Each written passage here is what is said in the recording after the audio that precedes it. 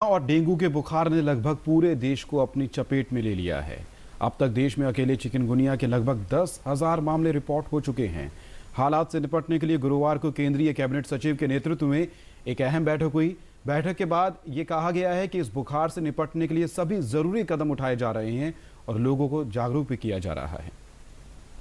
देश में डेंगू और चिकुनगुनिया की रोकथाम के लिए केंद्रीय कैबिनेट सचिव ने एक महत्वपूर्ण समीक्षा बैठक की। बैठक में स्वास्थ्य विभाग के अलावा दूसरे कई अन्य विभागों के अधिकारी मौजूद थे। इस बैठक में दिल्ली के साथ साथ दूसरे राज्यों में भी डेंगू और चिकुनगुनिया की समस्या पर बातचीत हुई। बैठक के बाद केंद्रीय स्वास्थ्य सचिव ने बताया कि बीमारी की रोकथाम के लिए जनता में जागरूकता और अस्पतालों में व्यवस्था बढ़ाई जा रही है। मूल रूप से बैठक में ये निर्णय लिया गया कि हम जो अभी कैंपेन चला रहे हैं लार्वा खत्म करने का, मच्छरों को कम करने का, उसको और इंटेंसिफाई करें।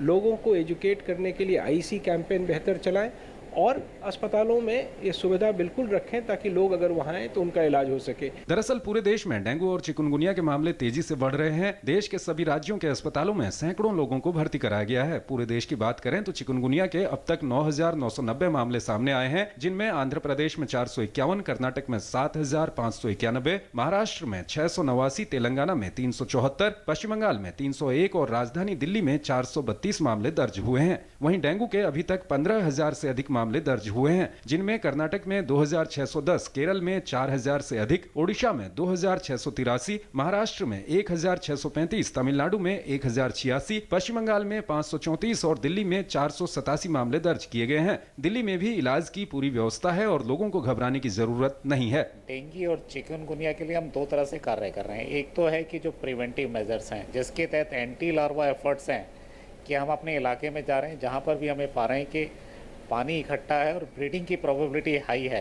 क्यूरेटिव मेजर्स हैं। क्यूरेटिव मेजर्स में कि जब आदमी को बीमार हो गया तो हमारे हॉस्पिटल में आते हैं तो उसमें हमने प्रचुर मात्रा में दवाइयाँ हैं और प्रचुर मात्रा में टेस्टिंग के किट्स अवेलेबल हैं, जिससे कि किसी भी व्यक्ति को किसी भी तरह की प्रॉब्लम ना हो। जानकारों का मानना है कि इस बार डेंगू और चिकुनगुनिया के मामलों में बढ़ोतरी होगी। इसका कारण देश में अधिक बारिश का होना और वातावरण में मौजूद नमी को माना जा रहा है, जो मच्छरों के पनपने के लिए अनुकूल माना जा रहा है। यही वजह है कि केंद्र सरकार ने अब तक डेंगू चिकुनगुनिया पर 17 समीक्षा बैठक की है और 3 बार राज्यों के साथ वीडियो कॉन्फ्रेंसिंग की है। केंद्र सरकार ने सभी राज्यों को अब तक 11 एडवाइजरी जारी की है। साथ ही राज्यों से आग्रह किया है कि वो डेंगू को नोटिफाइड बीमारी का दर्जा दें ताकि उसकी सही निगरानी और बचाव के लिए जरूरी कदम उठाए जा सकें। मध्य प्रदेश में प्रशासन की ओर से सभी स्वास्थ्य केंद्रों में डेंगू, चिकनगुनिया और स्वाइन फ्लू की रोकथाम की दवाओं का स्टॉक रखने के निर्देश जारी किए गए हैं। वहीं डेंगू प्रभावित इलाकों में लगातार लार्वा सर्वे कर उन्हें नष्ट करने का काम किया जा रहा है। डेंगू और चिकनगुनिया के लिए एक ही मच्छर जिम्मेदार है और वो है मादा एडीज इजिप्टी मच्छर। चिकनगुनिया के लक्षण है बुखार, जोड़ों में दर्द, शरीर पर लाल रंग के रैशेज बन जाना, सिर में दर्द और खांसी जुकाम रहता है। वहीं डेंगू के शुरुआती लक्षणों में रोगी को तेज ठंड लगती है, सिर दर्द, कमर दर्द और आंखों में तेज दर्द हो सकता है। इसके साथ ही उसे लगातार तेज बुखार रहता है। इसके अलावा जोड़ों में दर्द, बेचैनी, उल्टियां, लो ब्लड प्रेशर जैसी समस्याएं भी हो सकती हैं। इस रोग से बचने के लिए कोई टीका नहीं है। मच्छर से बचने के लिए लोगों को साफ सफाई का विशेष ध्यान रखना चाहिए। नितेंद्र सिंह के साथ सुधाकर दास की रिपोर्ट, डीडी न्यूज। इस खबर पर और बात करते हैं, हमारे संवाददाता नितेंद्र सिंह हमारे साथ जुड़ गए हैं। नितेंद्र, जब भी बारिशों में बीमारियां फैलती हैं तो सवाल स्थानीय नगर पालिकाओं के कार्य पर उठता है, लेकिन अब जिस तरीके से केंद्र सरकार इस मुद्दे पर गंभीर रुख अपना रही है, हालात कितने बेहतर हो सकते हैं, कितनी उम्मीद नजर आ रही है? देखिए, केंद्र सरकार की जहाँ तक बात है, जनवरी से ही इस दिशा में प्रयास किया जा रहा है और राज्यों से लगातार केंद्र सरकार संपर्क में है और अब तक 17 समीक्षा बैठक हुई है केंद्र सरकार की तरफ से और 3 वीडियो कॉन्फ्रेंसिंग स्टेट के साथ किया गया है और उसके अलावा 11 एडवाइजरी जारी की गई है। सबसे बड़ी बात यह है कि जो केंद्र ने इस बार डेंगू को नोटिफाइड डिजीज के लिए राज्यों से आग्रह किया है कि आप करें ताकि इसकी रियल टाइम निगरानी की जा सके और बचाव के प्रिवेंटिव मेजर जितने हैं वो उठाया जा सके।